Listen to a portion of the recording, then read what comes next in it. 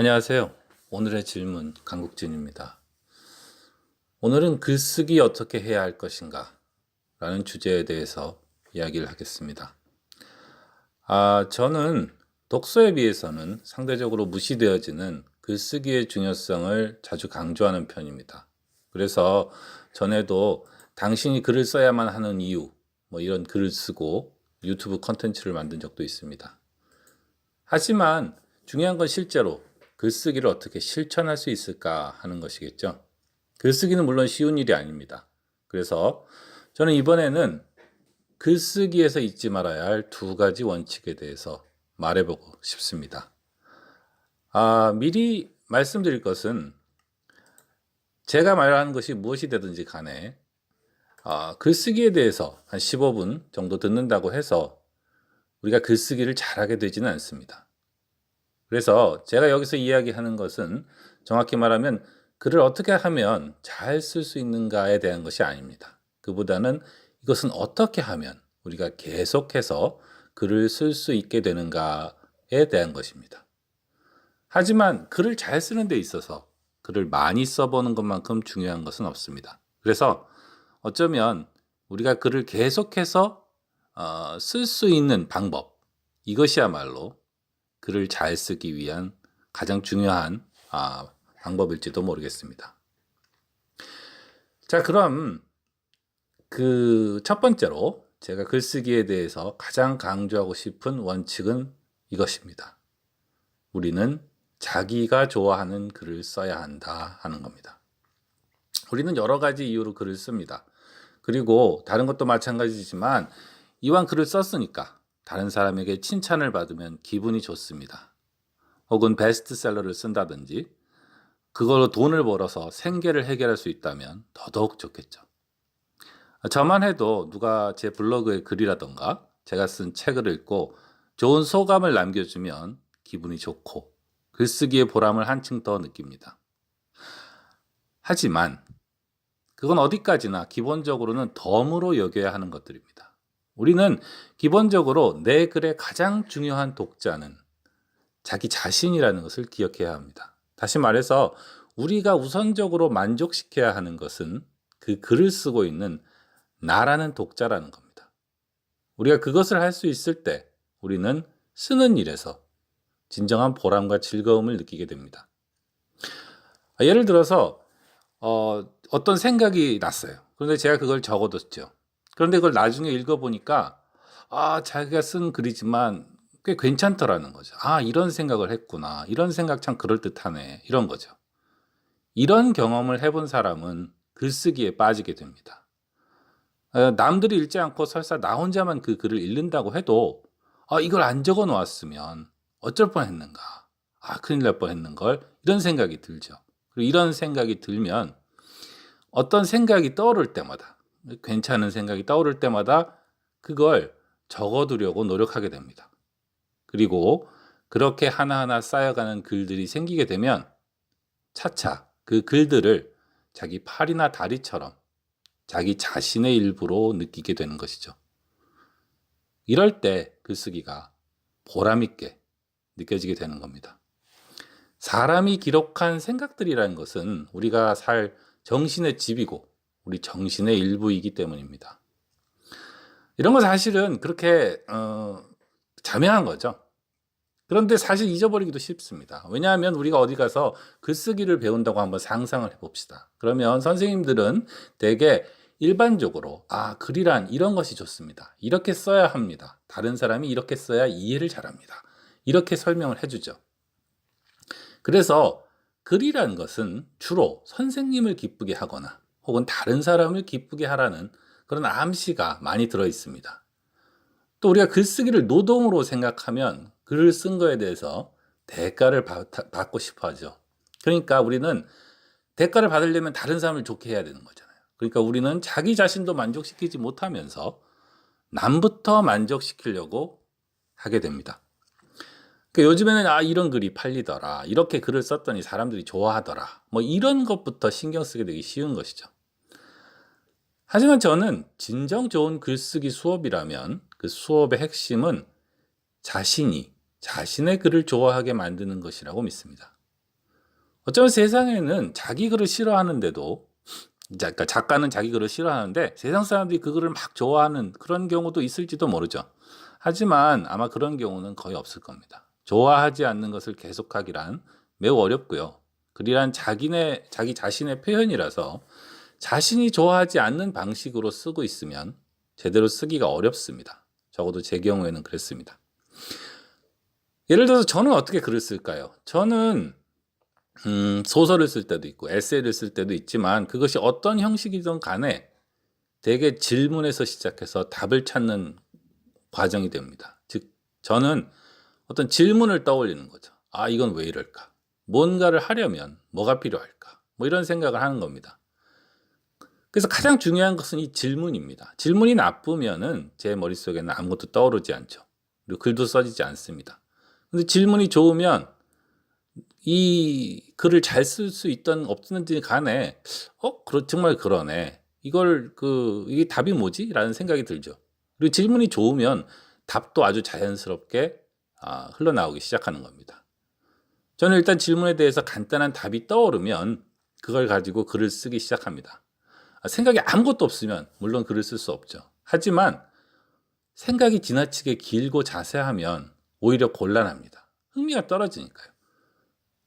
어떻게 생각하면 내가 뭘 쓸지를 다 알고서 글을 쓰는 일은 재미가 없습니다. 그래서 생각이 어느 정도 떠오르면 쓰는 거죠. 쓰는데 저도 제가 뭘 쓸지를 다 모르는 겁니다. 처음에는. 그러니까 글을 쓰면서 동시에 읽어요. 그래서 이렇구만. 과연 그러네. 그러니까 작자이자, 그러니까 저자이자 독자로서 글쓰기를 하는 겁니다. 그래서 어떤 때는 글은 제 잠재의식이나 제 손가락이 쓰는 것 같고 저는 글 쓰는 과정을 그냥 구경하는 것처럼 그렇게 느낄 때도 있습니다. 이게 제가 좋아하는 글쓰기 스타일이죠. 아마도 다른 분들은 글쓰기에서 다른 재미를 찾을 수도 있을 것이고 그것도 다 좋습니다. 그러나 역시 가장 중요한 것은 내 글을 내가 좋아해야 한다는 거죠. 좀 오만하게 들릴지도 모르지만 우리는 자기가 가장 좋아하는 작가로 자기 자신을 삼아야 한다고 생각합니다. 그러니까 자기 글을 보고서도 내가 쓴 거라고 해서가 아니라 이거는 재밌는데? 좋은데? 이런 생각이 들어야 된다는 거죠. 그러면 우리는 자기 스스로에게 이런 말을 하게 되기도 합니다. 작가님, 다음 편은 언제 쓰실 겁니까? 궁금합니다. 이쯤 되면 여러분은 계속 글을 쓰게 되는 것이죠. 아마 이쯤 된다고 해도 다른 사람이 보기에는 여러분은 그냥 그런 작가일지도 모릅니다. 그러니까 그렇게 글을 아직은 잘 쓰고 있을지는 잘은 그리 좋지 않을 수도 있죠. 하지만 멈추지만 않고 글을 계속 쓰면 분명히 글은 조금씩 좋아집니다. 반대로 재능이 있다고 해도 자기 글을 사랑하지 않는 사람의 글은 점점 더 나빠지겠죠. 자기를 미워하는 사람은 사랑받기 힘듭니다. 제가 글쓰기에 대해서 말하고 싶은 두 번째는 이것입니다. 글은 디테일, 즉 세부 사항이 중요하다. 이 세부 사항에는 객관적 세부 사항이라는 게 있고 주관적 세부 사항이라는 게 있습니다. 이 객관적 세부 사항이라는 것은 논리적이고 과학적인 정보들입니다. 그러니까 이게 중요하다는 것은 아마 누구나 알고 있겠죠. 예를 들어서 한국에는 차가 많다. 이렇게만 쓰면 아무래도 애매하고 글에 매력이 없습니다. 그보다는 2018년 현재 한국에는 2200만 대의 차가 등록되어 있다. 이렇게 말하면 훨씬 더 구체적이죠. 아이들의 교육에 있어서 부엌일을 배우는 것이 중요하다라고 말하는 것보다는 미국의 실용주의 철학자 존 듀이는 아이들의 교육에 있어서 주방일을 배우는 것이 아주 중요하다고 믿었다. 이렇게 말하면 좀 더 설득력이 있습니다. 그래서 우리는 이런 걸 위해서 독서도 하고요. 또 그 글을 쓰면서 혹은 쓰기 전에 이런 검색을 해서 여러 가지 정보를 찾아볼 필요가 있죠. 이런 정보를 찾아내는 것은 이렇게 정성적으로 생각하기보다는 구체적인 정보를 찾으면서 생각을 하면 우리 생각이 바뀔 때도 있기 때문입니다. 이렇게 객관적 세부 사항은 우리가 글을 쓰는 데 있어서 어떤 그 뼈대 혹은 단단한 발 디딤돌의 역할을 합니다. 그러나 사실 제가 진짜 강조하고 싶은 것은 이 객관적 세부 사항이 아니라 주관적 세부 사항입니다. 사실 객관적 세부 사항은 제가 검색을 얘기한 것처럼 날로 그 가치가 떨어져 가고 있습니다. 세상에는 정보가 너무 많고요. 그걸 구할 방법은 점점 쉬워지고 있어서 그냥 이런저런 정보를 막 나열한 것들은 점점 가치와 매력이 없어지게 되는 것이죠. 그렇다면 주관적 세부사항이라는 것은 뭘까요? 주관적 세부사항이라는 것은 이런 글의 주제에 대해서 여러분이라는 단 하나뿐인 사람이 가지는 느낌을 말합니다. 이런 객관적 정보도 중요하고 효과적이지만 어떤 글이 가지는 진정한 가치는 이 주관적 세부사항이 있습니다. 왜냐하면 이 주관적 세부사항은 여러분이 여러분을 드러내면서 여러분의 관점을 말하는 것이기 때문이죠. 그리고 물론 이것은 앞에서 제가 말한 자기가 자기 글을 좋아하는 문제하고 직접적인 관련이 있습니다. 우리는 뭐 다른 사람의 의견이 이렇다는 둥, 통계가 이렇다는 둥 하는 그런 것 뒤에 자기를 숨긴 글을 적당히 쓸 수 있고 그런 글이 좋아 보일 때도 있고 다른 사람이 칭찬을 할 때도 있습니다. 하지만 스스로 사실은 이런 글은 재미없고 매력없다고 느끼게 되죠. 마치 어떤 사람이 서울에 대해서 얘기를 막 하는데 그럴듯한 것 같은데 가만히 들어보면 핵심이 없는 거예요. 이 사람은 서울의 매력에 확 빠져본 적도 없고 사실은 서울에 가본 적도 없는 것 같은 그런 느낌이 드는 거죠. 저희가 영화 평을 볼 때도 그 아는 게 많은 영화 평론가의 평론보다 기사에 달린 한 줄 평이 종종 훨씬 도움이 됩니다. 그 이유는 저희가 그 한 줄 평 속에서 그 사람의 개인적 의견이긴 하지만 그 사람이 어떤 걸 느꼈는지가 확 느껴지는 경우가 오히려 많기 때문이죠. 그러니까 글이라는 것은 이런 것 같습니다. 저희가 스테이크를 먹었어요. 그러면 그 스테이크의 맛을 막 설명해야 되죠. 근데 그걸 아무리 많이 설명을 해도 궁극적으로는 물론 그 설명이 스테이크를 먹어본 경험을 대체할 수는 없을 겁니다. 단지 우리는 그런 문자로 그 스테이크의 맛에, 그 스테이크를 먹은 그 경험에 도달하려고 막 노력할 뿐인 것이죠. 제가 주관적 세부사항이라고 말하는 것은 이 문자 이전에 우리 마음속에 있는 어떤 이미지, 그것에 우리는 문자를 가지고 막 도달하려고 하는 그런 것이 바로 글쓰기라는 것이죠.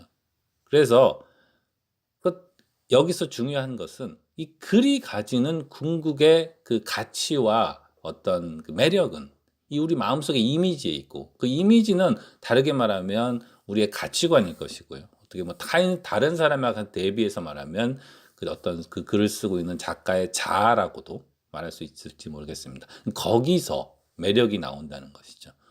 혹은 우리가 스스로 쓴 글을 읽을 때도 1년 전에 나는 이랬구나. 그 안에서 우리가 1년 전에 그 자기를 느낄 수 있기 때문에 그 글에 매력을 느낄 수 있고 따라서 이 주관적 세부 사항의 부분을 생생하게 느끼게 만드는 것이 글의 핵심이라는 겁니다.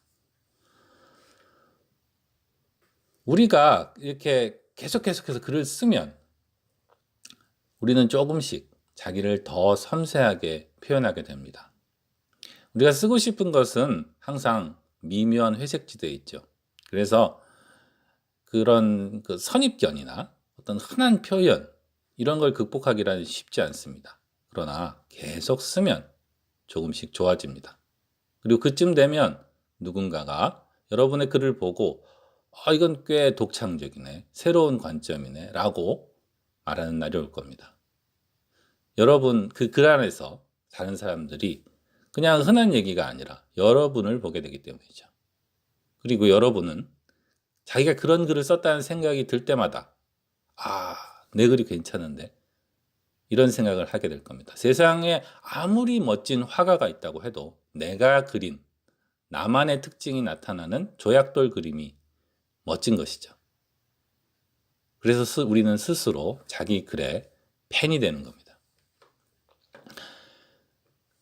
오늘의 질문, 글쓰기 어떻게 해야 할 것인가? 저의 결론은 이렇습니다. 우리는 스스로의 팬이 되어야 합니다. 그리고 우리가 만드는 것 안에 우리를 담아야 합니다. 아마 이것은 글쓰기뿐만 아니라 유튜브 콘텐츠를 만드는 것도 마찬가지가 아닐까 그렇게 생각합니다. 오늘의 질문 여기까지 하겠습니다. 강국진이었습니다. 감사합니다.